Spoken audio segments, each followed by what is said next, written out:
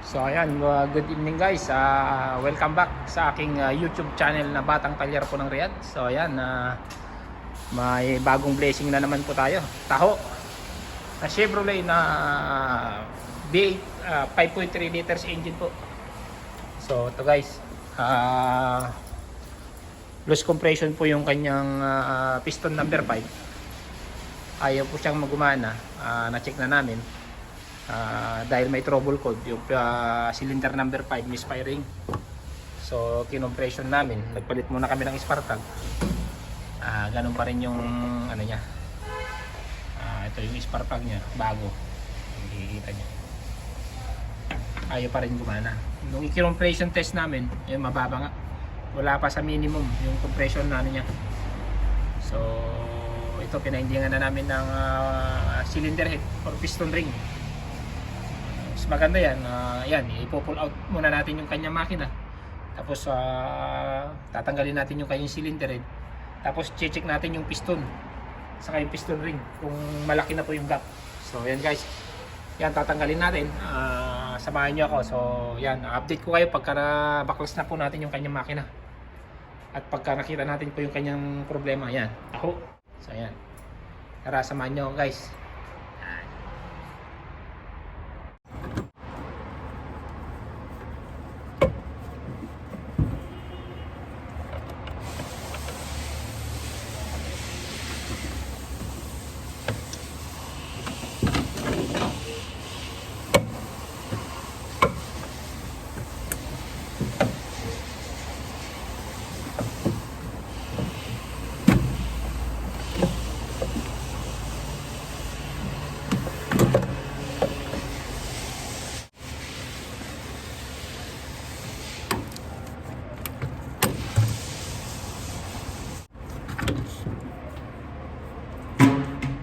Tapos tanggalin nyo muna yung cooling pan para hindi siya tatamaan. Tapos tong kanyang intake manifold assembly tatanggalin po natin. Tapos tong alternator, tapos yung steering pump. Yan, para maluwag tayo.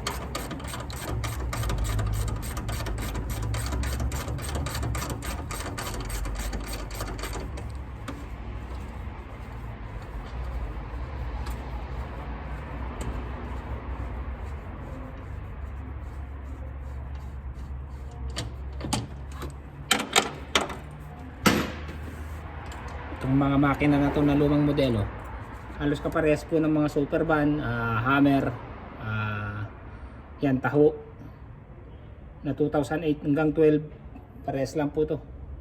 Pero yung iba kasi may 5.3, may pa 6.0, pero halos parehas po sila. Sa laki lang po ng makina siya lang magkakatalo.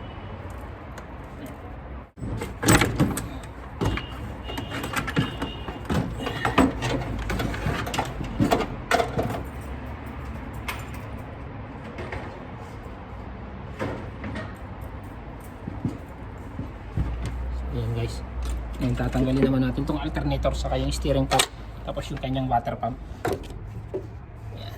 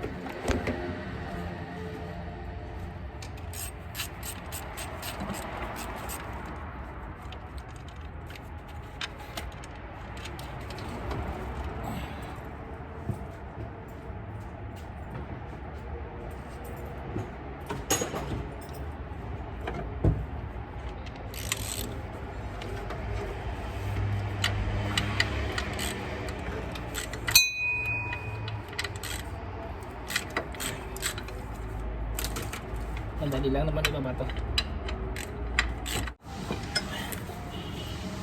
So, guys, yung kanyang steering pump. Buo po pa kasama yung bracket.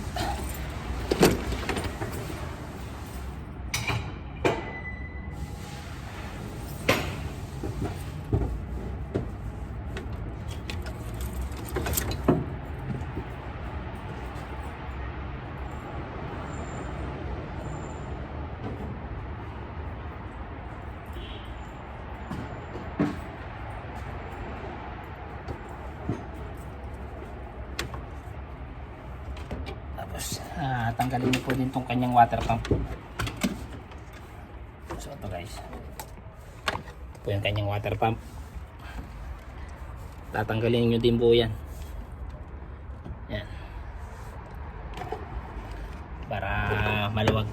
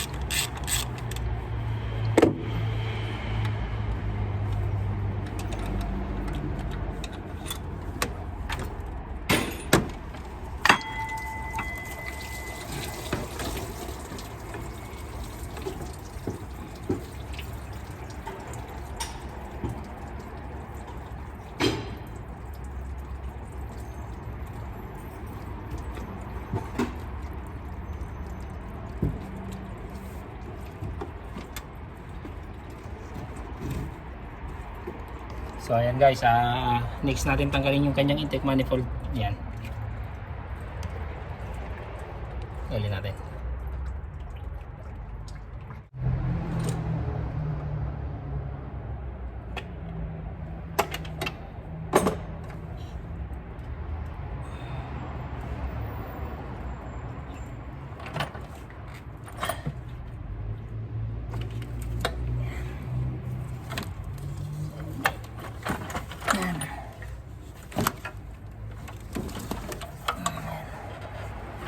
Ito yung kanyang intake. Yan. Laki. Baka muna natin.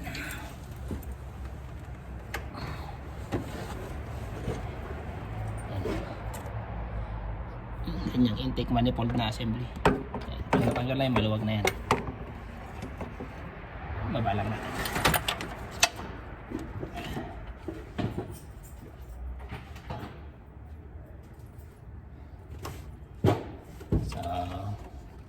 Ayan mga paps, maluwag na po yung kanyang makina. Tatanggalin lang natin yung bolt doon sa likod, yung dalawa doon. Tapos yung bolt po ng kanyang engine support. Tapos yung pipe po ng sa aircon, yan. Tapos yan, bunot na. Yan, update na lang mamaya pagka naibaba na natin. So ayan guys, update tayo dito sa taho na Chevrolet na 2014 model na 5.3 liters engine po. So bali na pull out na po yung kanyang makina. Yan. Ito nabaklas na rin. Ito nalinisan na to eh. Bali pinull out ko kanyang yung kanyang camshaft dahil binisita ko rin. Dahil doubt po ako. Kasi itong makina ng taho na to is may trouble code na misfiring number 5. So tinignan ko yung kanyang cylinder head, wala ho siyang tagas. Ganon din yung kanyang piston ring, okay po yung gap. So ito ang talagang naging problema kung bakit siya naglolo compression, dahil sira na po yung kanyang camshaft pala. Kasi hindi natin malalaman kung hindi nyo matatanggal ng buo yan, kasi maandar tong makina na to. Ang problema lang, ayun nga, ayaw gumana, pero wala siyang knocking, wala pong tunog. So hindi ako hindi yun ang pagtutuunan ko ng pansin na sira talaga yung camshaft. Pero ito, sira talaga yung camshaft. So ito, nababaklas.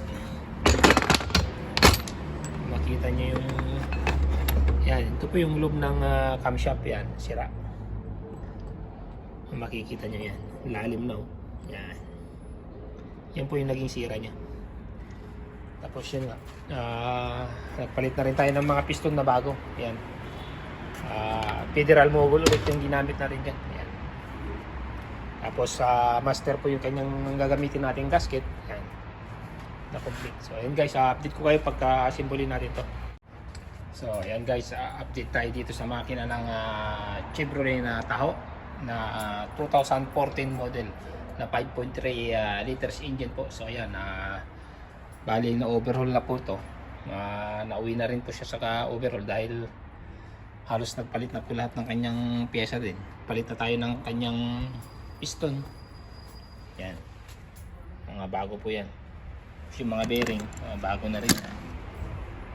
Yan, na-install na natin ang kanyang mga main bearing. Yan, makikita niya.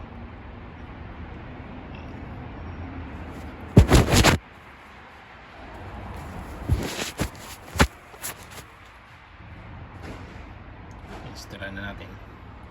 Tapos bali ito, yung main bearing cap. Yan. Ito yung camshaft. Nagpalit tayo ng camshaft dahil po nasira po yung kanyang lobe. So makikita nyo. Ayan. Ito na yung kakabit natin. Ito yung luma nya. Ayan, makikita nyo, kinain na po ng ano. Ayan, naupod na. Gumawa na po siya ng kanal. Kaya pala wala na flawless compression po siya. Ayan. Makikita nyo yung dati niyang valve lifter, yan, sira.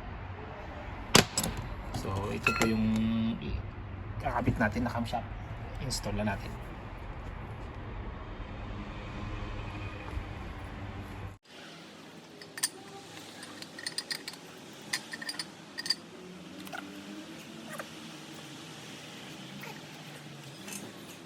Yung camshaft, kabit natin yung cover, tapos yung kanyang CVT sprocket dito, tapos ipiting natin yung kanyang crankshaft.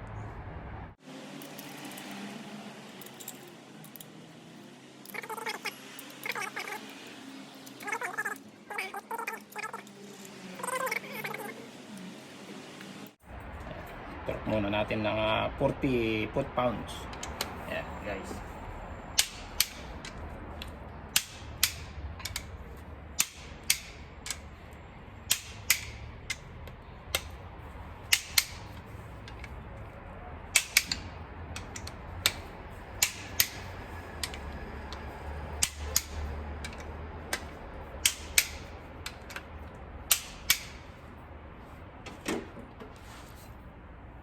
Yan, suabe.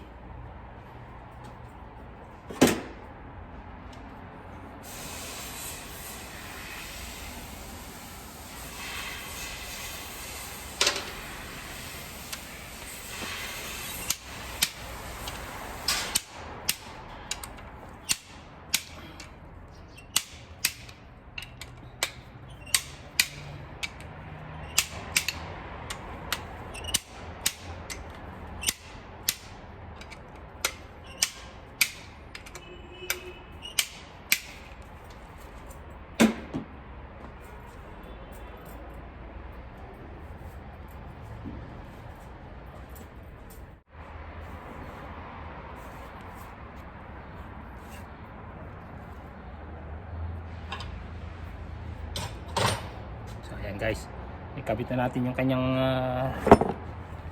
timing. Ayos na. So Yan guys, nakikabit na natin itong mga piston ng Chevrolet na Kaho na 2014 model yan. Na 3.5 liters engine. Ayan, nakikabit na natin. Kakabit na lang natin itong kanyang valve lifter.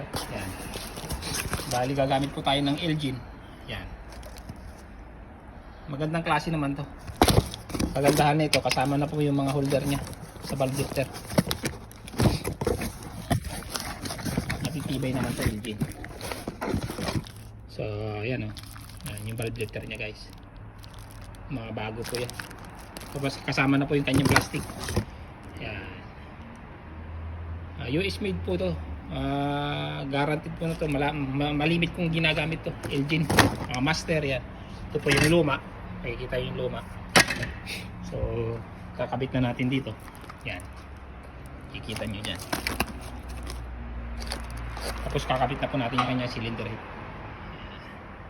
Bago po yung mga piston niya.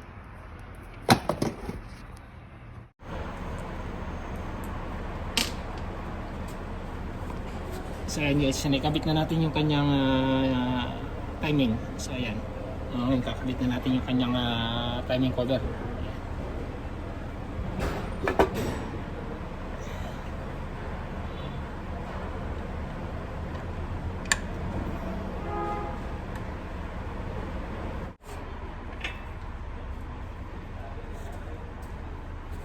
Next natin yung kanyang cylinder head.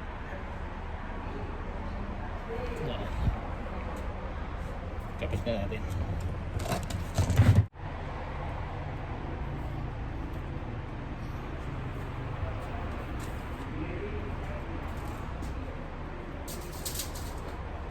Kapit nyo muna yung kanyang mga valve lifter dito.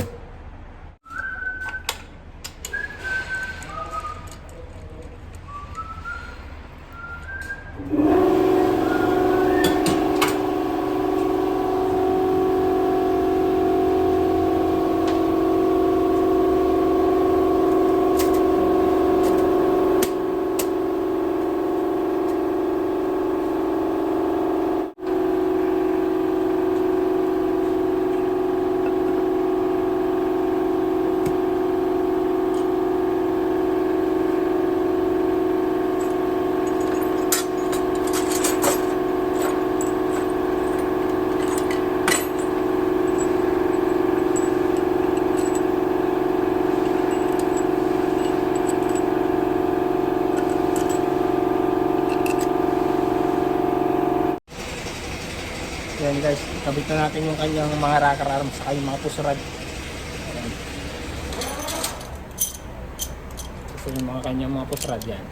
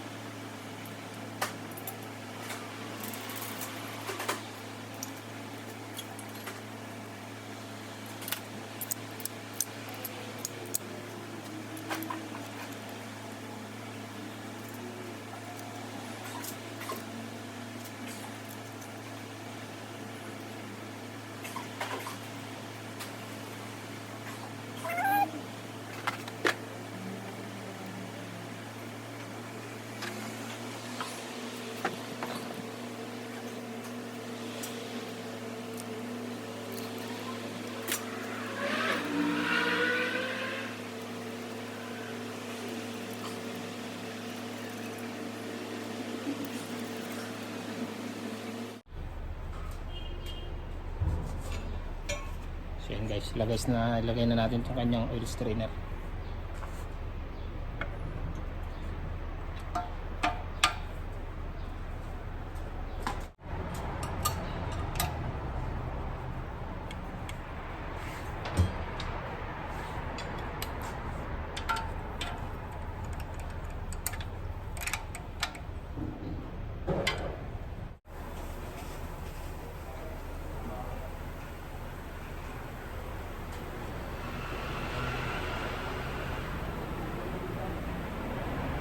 Yan lang natin ang silicone yung mga dyan.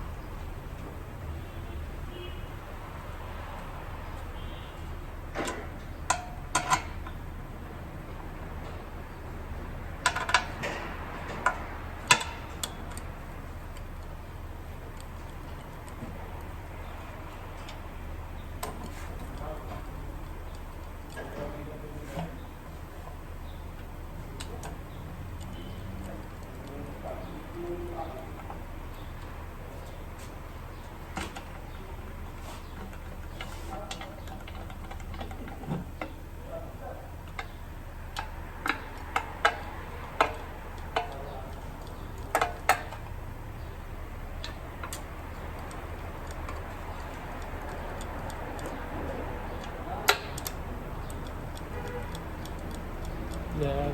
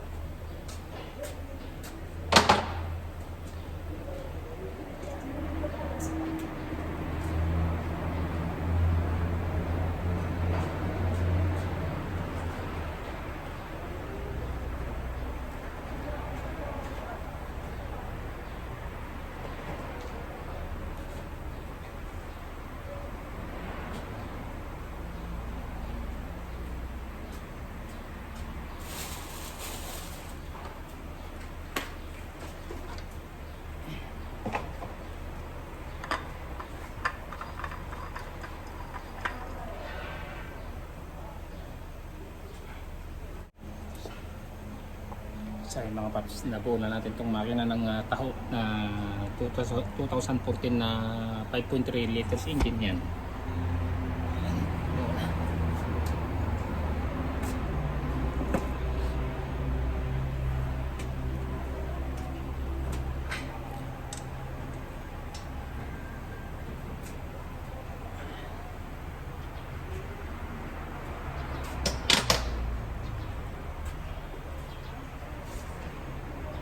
So ayan po.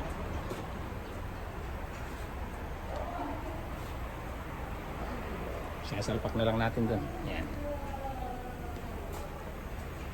So yan po yung makina po ng taho na 2014 na 5.3 liters engine. So yan guys, maraming salamat po muli at sa inyong panonood sa aking mga video, at sana po lagi niyo pong suportahan ng aking YouTube channel na Batang Talyer po ng Real. So yan, mabuhay po kayong lahat.